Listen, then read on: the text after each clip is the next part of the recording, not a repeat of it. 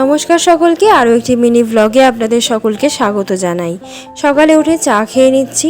এখানে আমার মাসির মেয়ে এসেছে, তো সবাই মিলে একসাথে চা খাওয়ার পর দুপুরবেলা স্নান করে নিয়ে খাবার খেয়ে নিচ্ছি। এখানে কালকের মাংস একটু রয়ে গেছে, তো সেটা দিয়েও খাবো। তো এখানে ডালও করেছে মা আজকে, আর একটা তরকারি করেছে। ভাত মাখছো? কুমড়ো ভাতে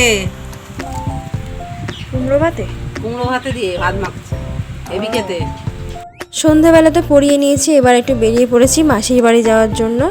এখানে মামার সাথে মামার গাড়ি করে যাচ্ছি মাসির বাড়ি গিয়ে দেখা হচ্ছে।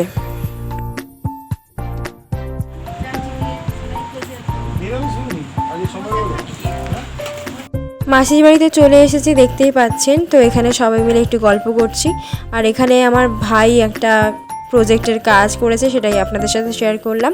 তারপরে মাসি শশা দিয়ে দিয়েছিল, আর বাড়িতে এসে খেয়ে নিয়েছি রুটি তরকারি।